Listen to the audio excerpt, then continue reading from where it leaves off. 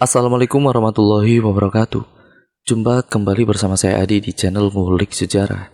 Dan pada video kali ini saya akan kembali lagi membacakan suatu kisah misteri yang kali ini berjudul Santet Kembang Amben. Cerita pada kali ini ditulis oleh Mas Restu Wiratmaja. Nantinya kalian juga bisa mengunjungi thread beliau secara langsung ya teman-teman. Yuk daripada kita lama-lama, kita langsung saja menuju ke ceritanya. Persiapkan diri kalian, karena ceritanya akan segera saya mulai. Oh iya teman-teman, selagi kita menunggu cerita dari Mas Restu Wiratmaja yang ngipri ketek itu dilanjutkan, ya kita sementara waktu beralih ke cerita yang lainnya dulu yang tetap ditulis oleh Mas Restu Wiratmaja ya teman-teman. Nah, kali ini ceritanya itu berjudul Santet Kembang Amben, yang merupakan cerita ini itu kelanjutan dari Santet Tumbas Kelor yang pernah saya bawakan juga di channel ini. Kalau kalian belum menonton Santet Tumbas Kelor, kalian harus menontonnya terlebih dahulu ya teman-teman, agar kalian juga mengerti keseluruhan alur ceritanya dari cerita yang paling awal dan sampai cerita yang pada kali ini ya teman-teman. Yuk kita langsung saja menuju ke ceritanya. Santet Kembang Amben part yang pertama. Perhatikan baik-baik.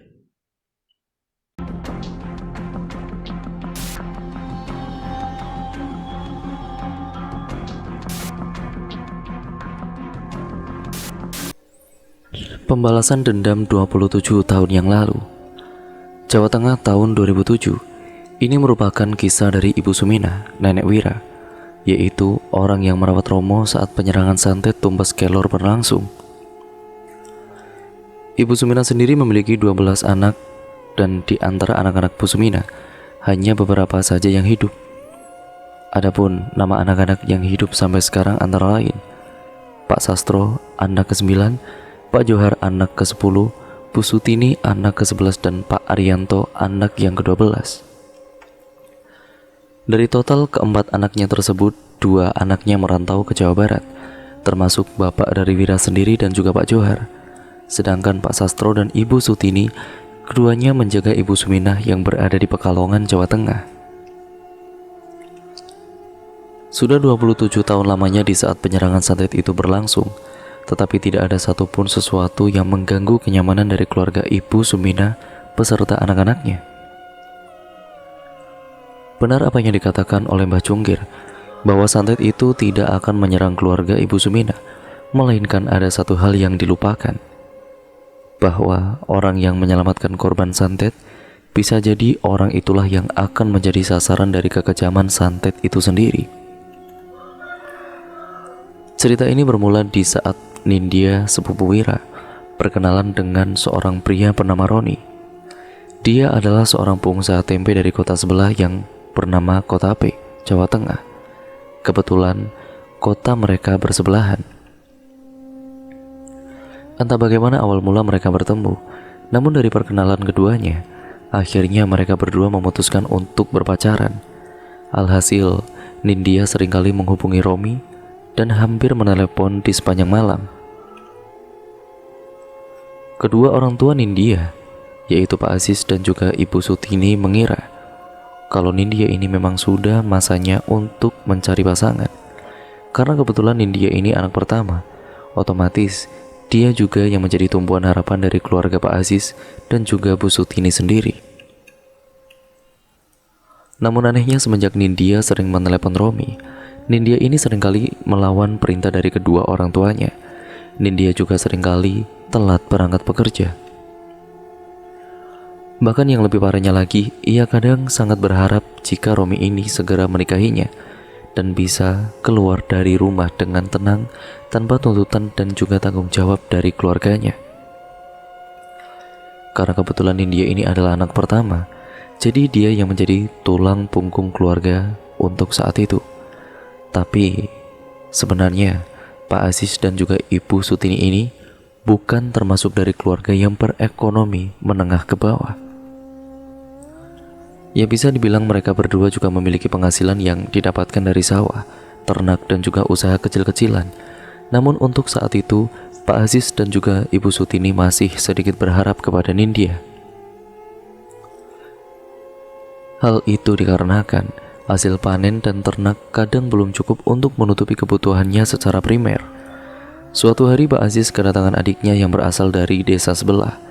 Sebut saja namanya Ikrar. Kedatangan Ikrar ini membuat Pak Aziz dan juga Ibu Sutini sedikit terkejut. Karena Ikrar ini tipikal orang yang tertutup dan juga jarang sekali untuk mengunjungi saudara-saudaranya. Ya karena memang dia juga memiliki kesibukan tersendiri. Namun saat itu Ikrar ingin sekali bersilaturahmi dengan Pak Aziz dan juga Ibu Sutini. Alhasil mereka bertemu. Karena momennya tepat, Pak Aziz dan juga Ibu Sutini pun menceritakan sesuatu hal yang sangat aneh yang baru-baru ini terjadi kepada Nindya. Nah, Pak Aziz ini menceritakan, semenjak Nindya itu mengenal seseorang yang bernama Romi, Nindya menjadi sangat aneh. Ia seringkali melawan, bermalas-malasan, dan lain sebagainya. Ikrar sendiri adalah tipikal orang yang memiliki intuisi yang besar, serta memiliki hal yang sensitif terkait suatu peristiwa yang berbeda ataupun berada di luar nalar manusia. Kadang apa yang dirasakannya itu benar-benar terjadi. Sebenarnya kedatangan Ikrar sendiri memang ingin membahas hal itu, ya karena ia sendiri merasa ada sesuatu yang menariknya untuk menuju ke rumah Pak Aziz dan juga Ibu Sutini. Pak Aziz dan juga Ibu Sutini kaget mendengar hal itu. Mereka berdua pun bertanya kepada Ikrar, "Loh, Mas Ikrar kok iso koyo kuwi ya? Loh, Mas Ikrar kok bisa seperti itu ya?" Saya juga tidak paham. Biasanya sebuah mimpi akan membawa kepada pertanda yang akan terjadi di masa yang akan datang, jelas Ikrar. Pertemuan Ikrar dengan Pak Aziz dan juga Ibu Sutini memuat kesimpulan bahwa apa yang terjadi dengan mimpi Ikrar seperti ada kaitannya dengan Nindya.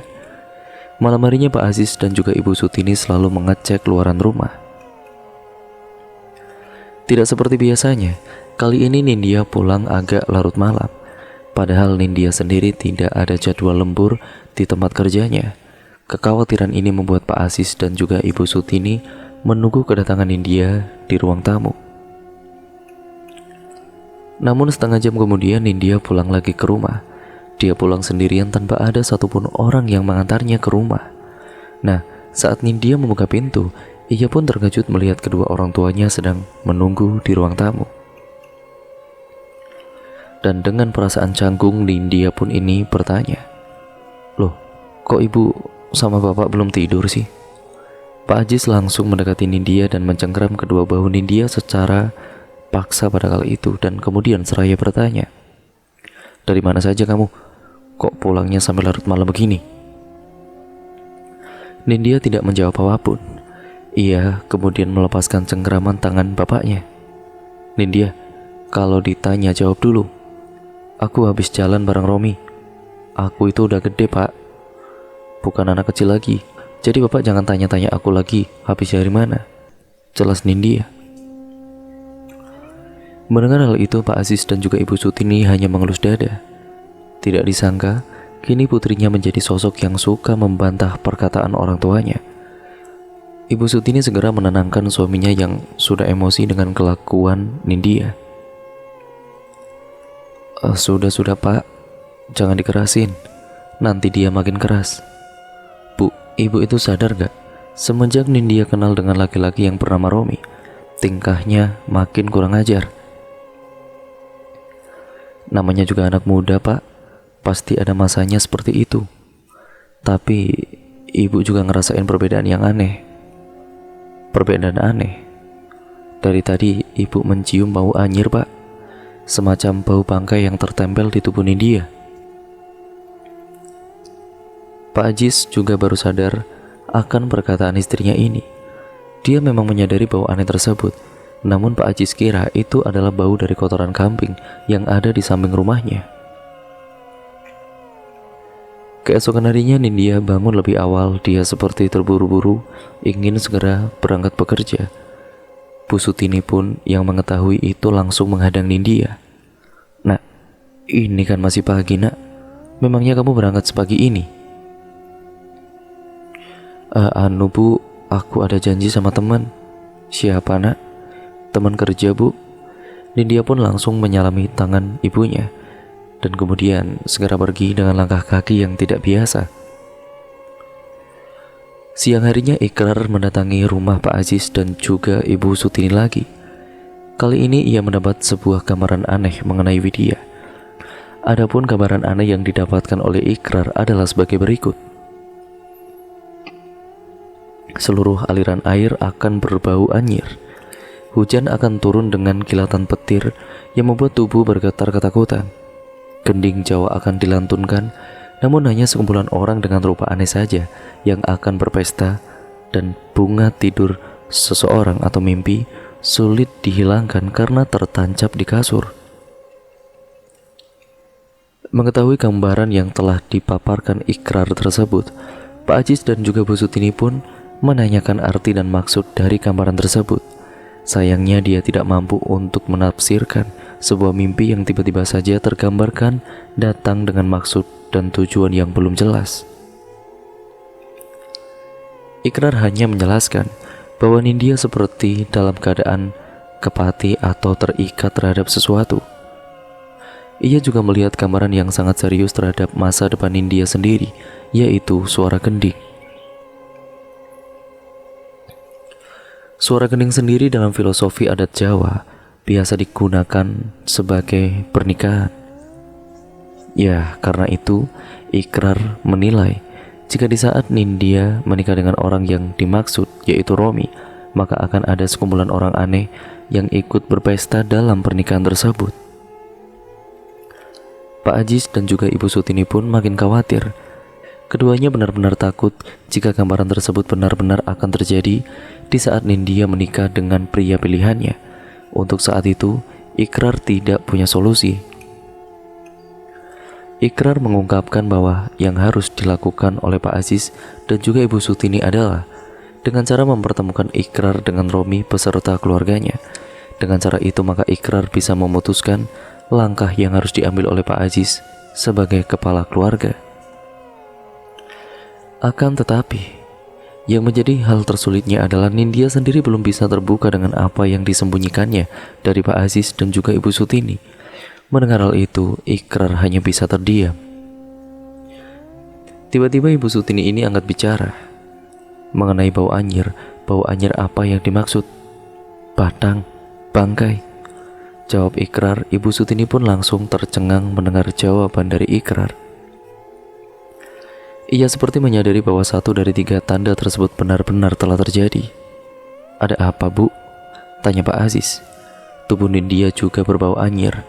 Ketika mereka sedang membahas tentang Nindya, tiba-tiba Bu Suminah dengan badan yang sudah sedikit membungkuk.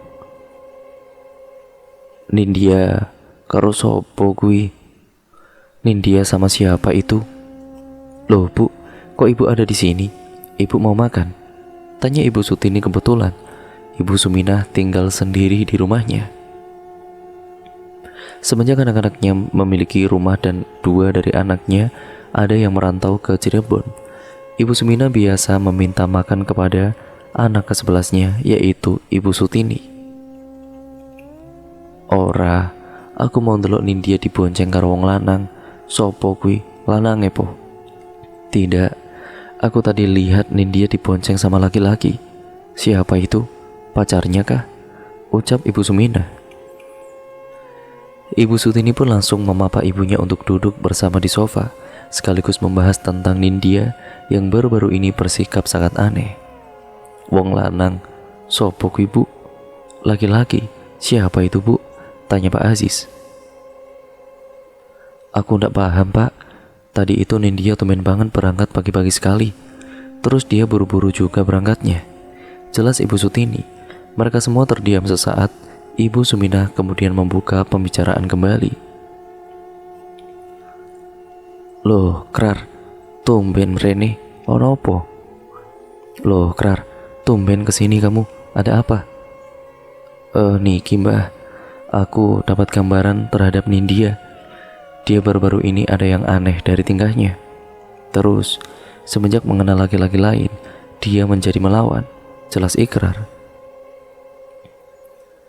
Ibu Suminah pun seperti mengingat sesuatu, akan masa lalu yang pernah terjadi kepadanya. Seolah-olah kejadian yang terjadi kepada Nindya adalah kelanjutan dari kisah kelam salah satu keluarganya yang belum selesai. Aku di saat melihat Nindya seperti melihat keluarga Suryo. Suryo? Yang pernah disantet itu, Bu? Tanya Ibu Sutini. Benar. Entah ini masih ada hubungannya atau tidak. Namun saat melihat laki-laki yang bersama dengan Nindya, aku merasa bahwa laki-laki itu bukan orang baik-baik. Ibu Sumina kemudian menyiapkan sirih yang sudah dibawanya dari rumah. Lalu ia memakannya dengan lahap. Tumbas kelor telah meratakan keluarga Suryo. Kalian tahu, tidak ada yang selamat dari kejadian itu kecuali anaknya yang bernama Romo. Walaupun selamat, Romo menjadi gila hingga saat ini. Mendengar penjelasan itu, mereka bertiga, Ikrar, Pak Aziz, dan Ibu Sutini, hanya terdiam. Mereka bertiga seperti terbawa suasana saat santet itu benar-benar terjadi saat 27 tahun yang lalu. Aku juga mencium bau aneh dari tubuh Nindya, Bu. Kemarin hari tubuh Nindya bau anjir seperti bangkai. Mendengar hal itu, Ibu Sumina langsung syok. Dia bahkan tidak percaya bahwa penantian selama 27 tahun yang lalu ternyata terjadi juga kepada cucunya saat ini. Jangan bercanda kamu. Nindya sudah kepati oleh orang itu. Jelas Ibu Sumina. Ikrar, bagaimana ini? Apa benar Nindya sudah terikat? Tanya Pak Aziz. Ikrar memejamkan matanya sejenak. Ia mencoba menerawang secara dalam apa yang ada di tubuh Nindya. Entah mengapa di saat dirinya hendak memasuki ke dalam diri Nindya, tiba-tiba ada kabut berwarna hitam yang menutupi tubuh Nindya. Kabut itu seperti menghalang-halangi Ikrar untuk mencari tahu sesuatu yang tertempel dalam tubuh Nindya. Aku tidak bisa menerawang Nindya. Ada kabut yang menghalang-halangi tubuh Nindya. Ibu Sumina pun langsung meminta kepada kedua orang tuanya untuk memeriksa kamar Nindya dan mencari sesuatu yang ada di dalamnya. Yang menjadi kekhawatiran dari Ibu Sumina sendiri adalah sesuatu yang tertanam dan sulit ditemukan. Sesuatu itu bernama buhul. Pak Aziz dan juga Ibu Sutini langsung pergi ke kamar Nindya. Namun, di saat mereka mengecek seluruh kamar Nindya, anehnya tidak ada sesuatu yang mencurigakan di kamar Nindya. Pak Aziz dan juga Ibu Sutini langsung kembali lagi ke ruang tamu. Ia mengatakan kepada Ibu Sumina, jika di dalam kamar Nindya tidak ada apapun. Kamar Rano Popo, Bu. Kamarnya tidak ada apa-apa, Bu, ucap Ibu Sutini. Coba kalian cari lagi, pinta Ibu Sumina. Kini hanya Ibu Sutini saja yang mengecek kamar Nindya, sedangkan Pak Aziz, dia duduk di dekat Ikrar. Setelah beberapa saat kemudian Bu Sutini keluar namun tetap tidak membawa apapun. Tidak ada apa-apa, Bu. Ibu Sumina kembali mengunyah sirihnya. Dia pun menatap ke arah Ikrar sembari berkata, berarti Nindya belum sepenuhnya diikat. Loh, memangnya kenapa, Bu? Tanya Ibu Sutini. Nindya hanya terkena lintrik atau guna-guna, namun belum sampai ke tahap dia terikat. Akan tetapi kita mesti waspada. Siapa tahu santet itu sudah tertanam jauh-jauh hari tanpa kita sadari. Jelas Ibu Sumina. Kemudian reuni lama terulang kembali. Hari berikutnya Nindya tidak berangkat bekerja. Alasan dia tidak berangkat bekerja adalah karena ada sesuatu yang ingin dia sampaikan kepada orang tuanya. Kebetulan saat itu seluruh keluarga sedang berkumpul di ruang tamu untuk menunggu Nindya yang telah lama menutup diri. Ikrar juga sudah konsisten untuk sering mendatangi rumah Pak Aziz dan juga Ibu Sutini setiap paginya. Ibu Suminah juga sudah tidak sabar untuk menanyakan beberapa pertanyaan kepada cucunya terkait pria yang pernah memboncengkannya sewaktu ingin berangkat bekerja. Dan tepat jam 9 pagi, Nindya memberanikan diri untuk keluar kamar dan menuju ke ruang tamu dengan langkah yang sedikit gugup. Sorotan mata seluruh keluarga menatap tajam tubuh Nindya saat itu, dari ujung kaki sampai ujung rambut. Nindya sendiri hanya bisa pasrah. Ya ketika asumsinya ini benar-benar akan ditolak mentah-mentah oleh seluruh keluarga besarnya, terlebih lagi adalah sang nenek yaitu Ibu Sumina. Duduk nak, mari kita selesaikan masalahmu secara baik-baik agar tidak ada lagi yang membebani pikiranmu, ucap Ibu Sutini, dan Nindya memilih duduk di samping ibunya. Ia juga sudah tidak sabar untuk mengungkapkan pilihannya sebagai anak tunggal yang harus memiliki jalur kehidupannya sendiri. Sebelumnya, Nindya ingin meminta maaf jika selama ini selalu menutup diri dan tidak terbuka kepada semuanya. Memang ini salah Nindya karena terlalu sibuk dengan urusan Nindya sendiri, ucap Nindya dengan wajah menunduk lesu. Seluruh keluarga masih menunggu Nindya untuk menyelesaikan isi hatinya. Namun Nindya tidak bisa membohongi diri sendiri terhadap perasaan hati yang entah dari mana datangnya. Saat Nindya menemui pria itu, Nindya rasa dia akan menjadi pendamping Nindya di kehidupan selanjutnya. Jelas Nindya. Di waktu yang tepat ini, Nindya ingin mengatakan sejujur-jujurnya kepada kalian. Jika Nindya benar-benar mencintai seorang pria yang bernama Romi, dia adalah seorang pedagang tempe di kota sebelah. Kami sering bertemu, dan Nindya juga sudah menemui pihak keluarganya. 3 hari ke depan, mereka akan mendatangi rumah dengan tujuan melamar Nindya. Jelas Nindya. Mendengar hal itu, Pak Aziz langsung menggebrak meja dengan keras. Sejak kapan kamu memutuskan keputusanmu sendiri? Tapi Pak, Nindya sudah besar. Nindya punya pilihan hidup sendiri. Jika bukan karena pilihan ini, mungkin Nindya tidak bisa mengenal lebih jauh akan dunia luar. Jelas Nindya. Masalahnya, kamu belum pernah memperkenalkan lelaki itu kepada bapak dan juga ibu. Kita belum tahu akan sifat dan juga karakter dari sifat pria pilihanmu itu. Jelas Pak Aziz. Ibu Sumina memberikan tanda kepada Pak Aziz untuk tetap bersikap tenang dan juga lapang agar Nindya ini bisa menjelaskan kembali apa yang dia inginkan. Besok, Romi akan datang bersama keluarganya. Mereka ingin bersilaturahmi dengan kita. Ibu Sumina menghela nafas. Ia kemudian beranjak bangkit dan juga meninggalkan pertemuan itu. Ibu Sumina seperti telah mengetahui sesuatu yang akan terjadi. Dia tidak bisa melakukan apapun kecuali menghadapi segala risiko yang akan terjadi.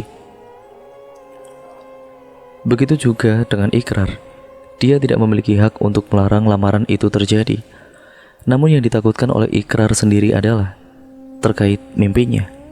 Pak Aziz dan juga Ibu Sutini juga tidak bisa berbuat apa-apa lagi. Pilihannya sudah diletakkan keseluruhan kepada Nindya. Karena memang itu pilihan Nindya, keluarga hanya bisa menerima walaupun dalam keadaan terpaksa. Satu persatu diri mereka meninggalkan Nindya. Hanya tersisa Ibu Sutini yang masih sudi menemani Nindya di saat pilihannya tidak disetujui oleh keluarga lainnya. Malam harinya, Ibu Sutini mendatangi kamar Nindya. Ia membawakan teh hangat dan juga roti kesukaan Nindya.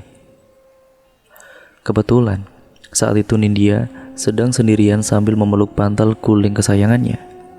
"Nak, kamu lapar kan?" tanya Ibu Sutini. "Ibu kok tahu, Bu?" ucap Nindya dengan malu. Ibu Sutini hanya tersenyum. Ia meletakkan teh hangat dan roti di meja dekat dengan Nindya. Setelah meletakkan teh itu, pernikahan itu adalah sesuatu yang sakral, Duk. Jika kamu salah milih pasangan, maka kamu akan terluka. Jelas Ibu Sutini. Nindya hanya terdiam sambil memandangi ibunya yang sekarang sedang memijati kaki Nindya. "Tapi tiap luka pasti ada obatnya, Bu. Hanya saja waktunya tidak bisa disamaratakan. Ada luka yang ringan, sedang, dan berat. Karena itu bapakmu, nenekmu, dan juga pamanmu tidak salah jika mereka kecewa. Karena mereka semua menginginkan sesuatu yang terbaik untukmu." Jelas Ibu Sutini. Ibu Sutini menitikkan air mata tepat di kaki Nindya. Ia seperti merasa bersalah karena tidak mampu untuk membimbing anak tunggalnya itu. "Ibu nangis?" tanya Nindya. "Enggak, Dok. Ibu cuma kangen kamu yang dulu. Kamu yang nurut dan gak suka melawan. Tapi memang usia membuat kamu lebih banyak tahu dibanding ibu." Ibu harap kebahagiaan selalu mengiringi hidupmu. Ibu Sutini lalu beranjak pergi sambil mengusapkan air matanya yang terus berjatuhan. Jangan lupa Yunduk, diminum teh hangatnya sama rotinya dimakan. Takut dingin. Ucap Ibu Sutini, Nindya pun langsung meminum teh hangat dan memakan roti kesukaannya. Dan cerita pun akhirnya bersambung ke part yang selanjutnya ya teman-teman. Bagaimana menurut kalian kisah yang kali ini? Tulis komentar kalian di kolom komen ya teman-teman. Jangan lupa untuk kalian like serta share video kali ini sebanyak-banyaknya agar channel ini bisa dikenal banyak orang dan juga bisa berkembang menjadi channel yang jauh lebih baik lagi ke depannya. Dan jangan lupa pula untuk subscribe untuk kalian semua yang mungkin belum subscribe channel ini, dan nyalakan tombol lonceng notifikasinya agar channel ini bisa berkembang menjadi channel yang jauh lebih baik juga, serta kalian tidak ketinggalan video terbaru selanjutnya dari channel ini. Terima kasih atas support kalian selama ini ya teman-teman, dan terus nantikan kelanjutan dari cerita ini dan juga video terbaru selanjutnya dari channel ini. Sekian dan terima kasih, kurang lebihnya mohon maaf. Sampai berjumpa di video yang terbaru selanjutnya. Wassalamualaikum warahmatullahi wabarakatuh.